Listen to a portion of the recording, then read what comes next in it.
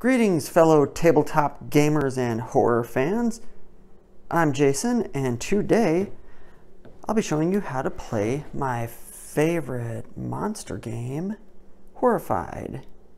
We'll start with the setup, and then we'll show how to play, and I'll give you my thoughts at the end. Now, I want to say, it looks daunting, right? You've got stuff, lots and lots and lots of stuff, and a handful of cards. But if you've seen my solo play video on the game, you'd see that it's not that hard to play once you learn the rules. So let's get down to it. The very first step is to pick out your monsters. Now, in the guide they give a suggestion on how many monsters to use. Your first game, they say use creature from the Black Lagoon and Dracula. Those are the easiest two to defeat. A novice game, pick any 2 monsters, a standard any 3, and for challenging any 4. We'll start with 2 monsters just to keep it simple. And since I've already done a video with the creature from the Black Lagoon and Dracula, we'll pick a couple different, and you know what? We'll just go with the Mummy and the Invisible Man.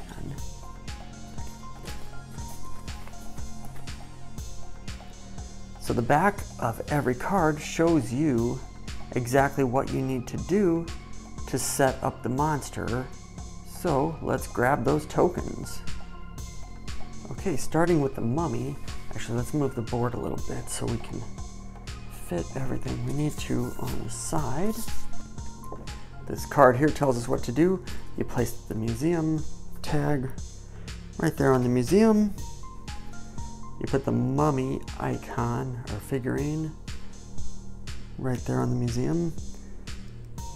The next step is you take these scarab things and you place them on his card. You take the ones number 1, 2, and 3, you randomize them, put them on 4, 5, 6. Then you take the 4, 5, 6, randomize them, put them on the 1, 2, 3. Part of the way you defeat the Mummy is you put those in order. So let's just, hope you can see okay. This is as high as my camera goes. I should have put a GoPro on my head, I guess. Now it says place them face up, but the Mummy's ability can turn them face down, but we'll talk about that in a minute.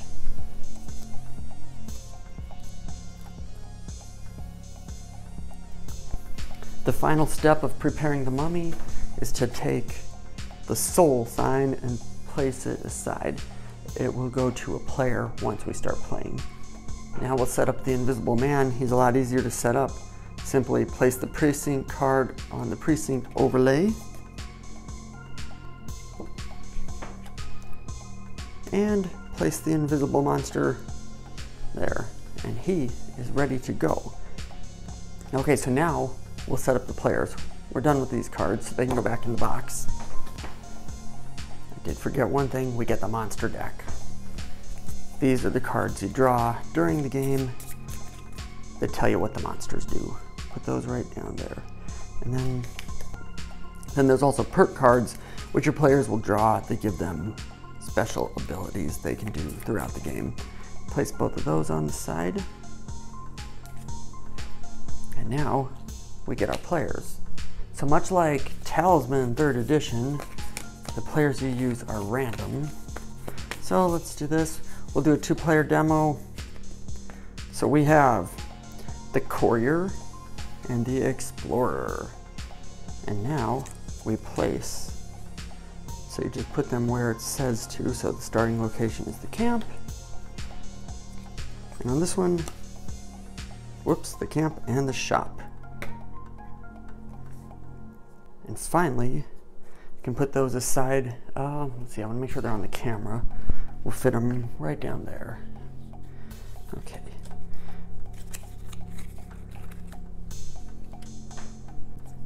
We also set up a frenzy on the first monster. Actually, I left that out on the monster phase. They have a little fire thing with a little number. You put them in that order, and this is called the frenzy. We'll get to that in a minute. You put it on the lowest, and you put this skull thing over here on the 0. That tracks deaths. When it gets to the end, you lose. final 2 steps are to take the token bag, pick out 12 of them. I'll just grab a handful and show you what these items are. I'll show you what the items do in a minute, but right now we're just placing them. So every item has a location. We start the game with 12 of them, place them on the board in the location specified. So there they are all placed. We have the bag. All the other items are in the bag. We'll be instructed to remove items at random from the bag throughout the game. Keep the bag right there. And finally, before we start the game, whoops, almost took down the camera. Finally, before we start the game, we want to place all the villagers just at a place where they're easy to reach. Villagers do not start at a location. There's cards that bring villagers out. When villagers do come out, you want to protect them from the monsters, because that's actually what you're doing. You're trying to save the village from the monsters. So we'll just lay all the villagers up there. Okay, so the goal.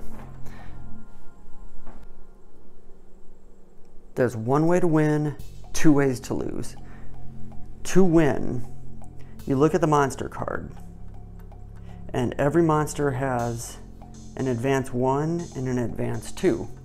You need to do the advance 1 goal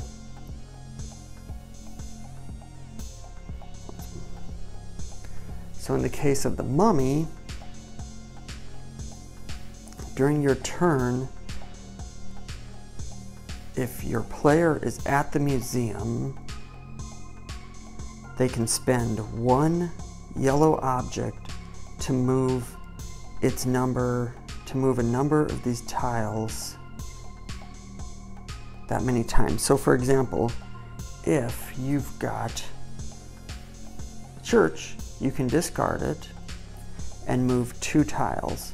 The goal is to get all of the scarabs, I keep calling them tiles, but the scarabs they're called, get them all in order, then you complete the level 1 advance. Level 2 advance is to kill the mummy.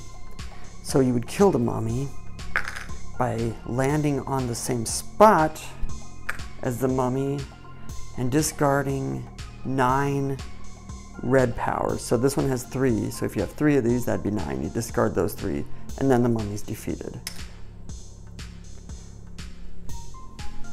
You can kill the monsters in any order. And then I'll show you Invisible Man. To defeat him, you need to move your player needs to be at the precinct and can spend 1 of any color to place it here on the card. So for example, let's say you have an Institute card or item and your player's on the precinct, you could take that, place it here. So once you have all 5 of those, you complete advance 1 on the mummy, and to the mummy, the Invisible Man. And then to defeat him, you also have to have 9 red items. Well, any number of items that add up to 9 or more. And then he's defeated. So if you defeat both of the monsters, you win the game. Now, how do you lose the game? You see this little bar up here? Every time your player gets attacked by a monster and loses the battle, you move it 1. Every time a villager gets attacked by a monster and dies, you move it 1. You move it all the way there, and bam, the monsters overtake the village and the game is over. The second way to lose is involving the monster deck. During the monster phase, you draw a card from the deck. If you ever get to a point in the game where you need to draw a monster card and there's no more in the deck, you lose the game. So it's kind of like Magic the Gathering. When you run out of cards in your library, you lose. So there's the setup. So now to play the game, we have these convenient little cheat sheets that you can use, but there's basically two phases of play, a hero phase and a monster phase. Every player does a hero phase and then they do a monster phase. So during the hero phase, you can take as many actions as your player card says. So the explorer can take 3 actions, the courier can take 4 actions. The actions are in the book here, but they're pretty simple. You can move your player 1 spot, so that would be like boom. But if you've got 4 actions, you could actually go more. You can do any of these actions any number of times. So you can move, you can guide. What guide would do is move an adjacent villager either on your space or off your space. So say we got this villager here, you could use 1 action, move your player there. Or if you're trying to get a villager home, you can move them there. And I'll talk about getting villagers home in a minute. You can also do a special action, which every player has a special action. So for example, the explorer can place your hero on any non-water space. Pretty good action, so they would never really need to move. They can just do their action and go where they want. You can pick up any number of items on your spot as an action. You can do the advance, and advance is when you do one of the advance level 1, advance level 2. So that's when you're on a monster. And defeat, if eligible, you could do your defeat action. But remember, you can't defeat the monster unless you've already completed advance level 1. So there's no rolling dice to move. You just use these actions, which is pretty cool. One more thing. The first turn of the game, every player is given a perk card. A perk card lets you do one thing that doesn't count as an action, and it can be played during any player's hero phase. So that's cool. Like this one, skip the next monster phase. That's good. Draw in the bag 2 items. That's a really good card to play during any hero. This one, place a creature in any space or move a monster 3 spaces. That's good if you're trying to get a monster away from a villager or trying to get a monster away from you. So player 1 will be the explorer, and a little bit off camera, but that's okay. And she's got a perk card. You're free to share your perk cards with your partner. This is a co-op game. We'll put player 2 over here with their perk cards. We're only going to do a few rounds of sample play just to keep it a little shorter. And now the monster phase. The monster phase is based on the monster deck and drawing cards, but there are 3 phases as part of the monster phase. Item, event, and monster strike. So we'll show you what those mean. Okay, the item, that number up there means draw that many items from the bag and place them on the board. This is how you get more items out during the game, because items are important, and once they're used, they're out of the game. The event phase shows either a monster symbol or a village symbol. So like the gray ones are village symbol, that's a Dracula symbol, invisible man symbol, Frankenstein.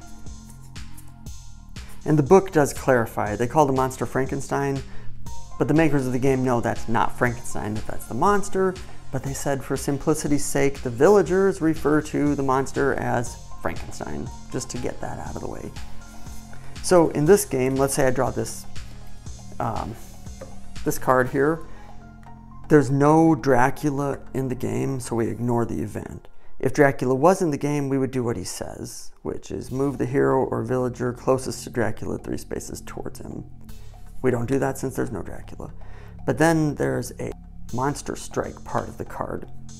So the monster strike shows a monster symbol or more, and you do them in order. So this guy, this is nasty.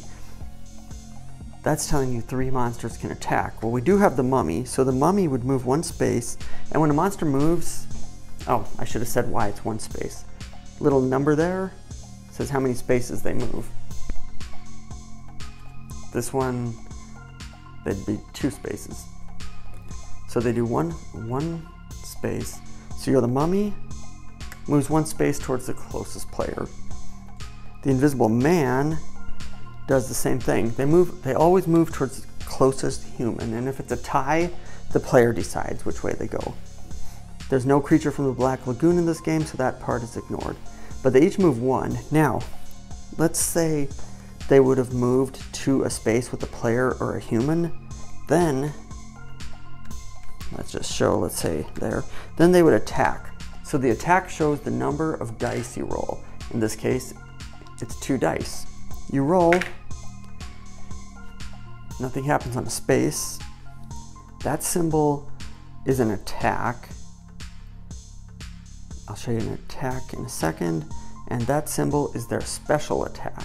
So if they attack, they deal damage to the human, and the human, if it's a villager, it dies and it's out of the game. Then you advance that. If they attack a player, if the player has an item, they can discard the item and survive the attack, or they die. And when they die, again, you advance, and then they start their next turn at the hospital. They can choose to not lose an item too, and just die and advance. I should also add, they're attacked for each star. So some of the monsters roll 3 dice, so they could actually hit 3 times. So if they're hitting a player, that player would have to discard 3 items to avoid losing the battle. Villagers don't matter, you kill a villager if you hit them once. And now this symbol, they do their special attack for each one of those that it lands on. So the special attack, for the mummy, their special attack is to flip a scarab face down. When it's face down, it can't move. So let's say you have 2 of those special attacks. They're supposed to do the lowest number first, so they could flip the 1 and 2 over if they had 2 special attacks. Now that would mean when the player is in the museum trying to resolve this advanced level 1, they can't move those 2 until they're flipped face over, so they can discard a yellow item to flip the scarab face over. The invisible man's special attack is stalk unseen. Move the invisible man 2 spaces towards the closest villager. So after the monster strike is complete, the monster's turn is over. So that is the setup and the basic rules. I did leave off one thing, didn't I? This frenzy thing, it is on one of the monsters, and if there's only one monster left, that monster is always frenzied. That frenzy gives another attack. So let's say you draw this card. This card would first give you 3 items out of the bag, placed on the board. It's a village, not a monster event. So the village event is place Professor Pearson at the cave. So this is how you populate characters. You take Professor Pearson and put him in the cave. And then the mummy would do the 2 moves and roll 2 dice for attack. And then the frenzied monster would do 2 moves and attack. So in this case, the mummy would actually get 2 turns. So they would do the 1 and then they do it again. And while moving, again, they move towards the closest human and then they stop and attack. So if they have 2 moves, but there's a human 1 space away, they stop and attack the human. Likewise, if a human starts on their space, they don't move at all. They just attack the human. And if they land on a space without a human, they don't do the attack part. So that's the monsters and the frenzy. And finally this thing with the mummy. This is called the soul sign. I believe. And what it does, if you draw the mummy event, let's find the mummy event. There we go, reincarnated soul. So if you draw a reincarnated soul, if no hero has the soul sign, that player gets the sign. You just put it with their player card, and whenever this event is drawn, move that hero with the soul sign 3 spaces toward the mummy. So it makes it easier for the mummy to attack it next turn. The attacking monsters will never be the same as the event monster. Not that that really matters, but it's just worth mentioning. So finally, the villagers. Every villager has a location. So this guy, Dr. Reed, has the camp as his location. So however he was generated, always from a monster card probably, wherever he's generated, he either ends up dead or gets home. So your players, whenever they land on a space with a villager, they can take this villager with her. So if your villager is wandering around the mansion, you can come up and grab him and help walk him towards where? Towards the camp. So it'd be 1, 2, 3, and then you get him to the camp, and they go off the board, and that is how you get to draw another perks card by rescuing villages. So you just have to make sure the villagers don't die. You spend a lot more time protecting villagers, sometimes it seems like, than trying to collect the objects to win. So let's just do a quick sample game, or sample turn. Explorer starts in the camp. Invisible Man starts in the precinct. Mummy, get everybody where they're supposed to start. And the shop. Okay, so first turn, the Explorer gets 3 actions. So her first action, she picks up the 2 cards. Her second, she can move 1, and for her third, she can move another. And that's where she stops. Now the monster phase, that's where you draw a monster card. So it's got a 0, so no new objects come into play, and it's the reincarnated soul. So if no hero has the soul sign, give it to the current player. Current player is the Explorer, because it was her turn, and this is the monster phase part of her turn. So she now gets this soul sign and takes 3 steps towards the mummy. So 1, 2, and now she's there with the mummy. And now we have no werewolf, we have no vampire, we do have an invisible man. So the invisible man takes 1 move, and he's not touching a human, so his turn's over, he doesn't attack. And then you discard the monster card right there. So now turn number 2 belongs to the courier. So the courier is going to actually use the Shadow Forge and move any monster 3 spaces. You want to do that to get the monster away from the Explorer, because the mummy will attack her right away. So let's just move the mummy 1, 2, 3 at the Abbey and a little more out of the way. So now that gets discarded. And now for the events. The courier gets 4 actions. And like I said, the perks card doesn't count as an action. So we'll go 1 for action number 1. Action number 2, take those 2 items. Action number 3, go down here, and action number 4, take this item. So as you see, you want to go as fast as you can around the board and pick up all the objects, or all the items, so that you can use them to complete these 2 tasks and destroy all the monsters. So now, speaking of monsters, we've got the monster phase. Take 3 items. So we'll pull those 3 items out. And then you place them where it says to place them. The precinct. and the barn. I took out 4. So. Oh, I should also mention when items are used, they're not put back in the bag. They're put aside and out of the game unless another card directs you to put items in the bag. So if you run out of items, I guess, I don't know. Maybe there's so many it doesn't happen. So now the other part, the monster event, is place Renfield at the docks. Renfield is at the docks.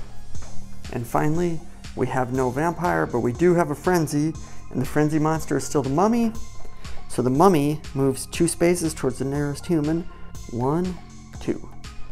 And there's no one there to attack, so the frenzied monster does not attack. So that turn is over.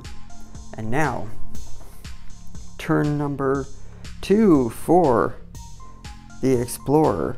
The Explorer is standing at the museum, so the Explorer can actually start this process. She has an item. She has a violin. I wish we all had a violin. It's my favorite instrument to listen to.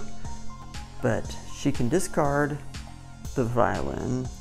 We'll just put it over there. And she can do 3 of these. So you need to just get them swapped. Complicated, isn't it? So we'll move there's 1, 2, 3, I guess. So that's kind of hard. So that was her first move. Her second action, well, she'll go 1, there's her second, and now here's her third. And now it is the monster phase of her turn. So it's draw a card. You got 2 items. Place them. We got a yellow in the camp and a yellow in the church. Whoops. We don't have the werewolf, so we ignore that event. No creature of the Black Lagoon. No vampire, but we do have the frenzied monster. Frenzied monster gets 1 space. Mummy is the frenzy still, so he gets to the space. And he gets 2 attack rolls. So you get 2 dice. So you got 1 damage and 1 special attack. So the damage, he now attacks the Explorer. Rather than die, she will sacrifice this object so she doesn't take any damage from him. And now the special attack here was he rolled 1 of those, so he has to take the lowest number that's face up and flip it over. So now we can't move that 1 until it's flipped over. So he helps delay the break of the curse. So now we'll do 1 more move with the courier. So courier gets 4 moves. So courier will actually use his special ability, which is place your hero in another space with another hero. So we'll go all the way there. Turn number 2, pick up all those items. And then 3, 4, we'll go 3 and 4. So next turn, can try to work on that activity. And now the monster phase. We have draw 3. Here's the 3, so we go to the barn. Like I said, it really helps if you memorize the locations. The theater and the inn. And now the event is place Elizabeth at the mansion.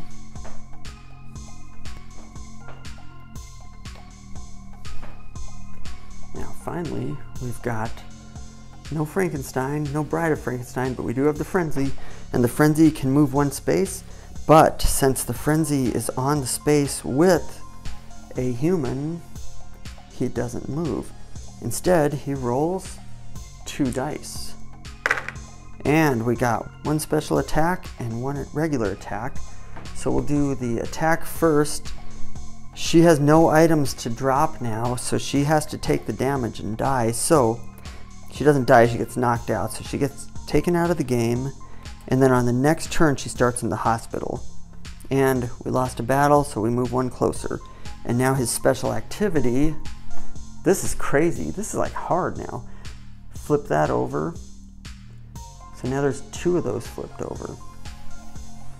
So now the next turn, the explorer would start in the hospital and we would keep playing from there. So in closing, I love everything about this game. Oh man, my neighbor just started mowing the lawn, so if that gets picked up, my apologies. But the game is so good. I love the miniatures. They're simple, cheap plastic, but they've got a fair amount of detail and they're fun.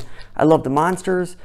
My favorite part of the game is the collecting the items, and it just feels like a video game, you know? You're just you're getting the items, you're protecting the villagers, you're on a time budget, you know, if you run out of time or if you run out of villagers or people, you die. So I like that aspect. So it's hectic, it's crazy. It's got so much variety. There's 6 different monsters, and so you can pair up monsters however many you want. If you play with a lot of players, you can play with more monsters and make it more difficult. And I think it's got a lot of potential for expansions. Could you imagine making like a 80s movie expansion to this? You could just add some stuff to the board, have a Crystal Lake or a Elm Street, and oh man, possibilities are truly endless for a game like this. So I hope it's successful and they keep making it. As far as the gameplay, I like that you have a limited number of moves you can make. That was a monster though. A limited number of moves you can make. I'm not a big fan of the kind of go wherever you want type of board game, and rolling dice, you know, the old standard trope is to roll dice, but this kind of keeps it a little more simple, just having your number of spaces to go. If I was going to have any complaints about this, I can't really come up with any at the moment. It's a fun game. And it's also got a great solo play mode. I didn't really talk about solo play too much, so I'll just finish it up real quick with that. Over here at the 3 spot, that says solo play. So when you play solo play, you start over here instead of over here. And if you'd like to see this game in action, I do have an older video where I do a solo play and I play a complete game. I won't tell you if I win or lose because we don't want to ruin the surprise. So you can go back and watch that, or you can click that subscribe button so you don't miss my next video. I'll be back with another how to play in about a week. So thanks for watching, and I'll see you next time.